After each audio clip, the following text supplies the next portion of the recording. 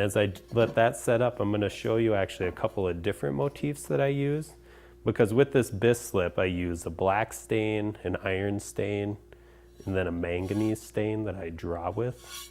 And so next I'll show you the dogwood pattern. With the dogwood pattern, I use the iron stain. And so how I came up with these patterns is I'm always trying to make work that's about me and my experience.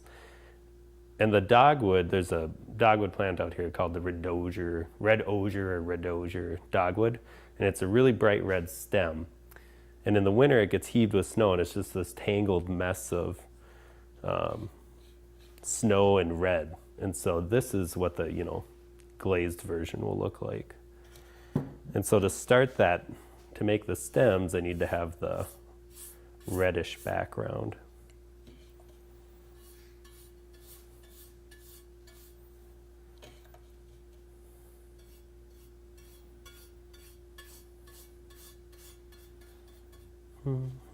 And I don't ever go for a real even coat, because if you're trying to imitate the natural world,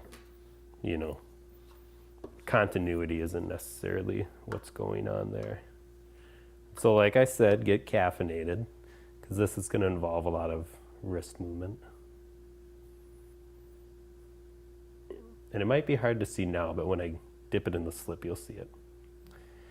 And so as a note, when you're using bisque slips, one thing I've learned through trial and error is if you're putting a glaze on them over the top, you're going to want to let them cure overnight.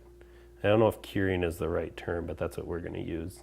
And so basically most of them have borax in them.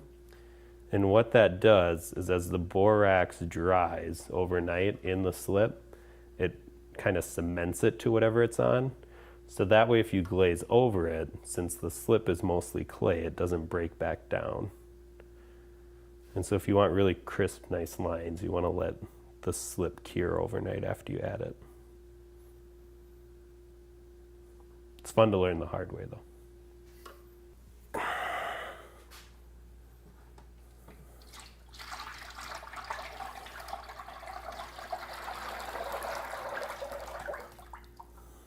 And so one thing I've also learned through trial and error, the bisque slip that I'm using doubles as a crackle slip, so a lot of people just call it a crackle slip. And it's the same one out of the Rhodes book. Jeff Astrike used to use it. But it's super sensitive to thickness. And so over the years, I've learned, get a hydrometer. This one's from Laguna. Don't use the one you use for your maple syrup when you're cooking it. So I tend to go for about 1.46, which is pretty thick. But for this slip, if you want it to crackle, it's got to be on there pretty thick.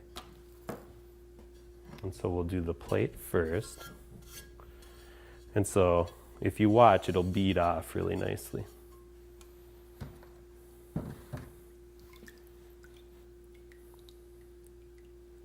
It's kind of magical, like when you do workshops, people love this part. And it won't come off everything, but that's fine because the thickness is still varied and it'll still show up later.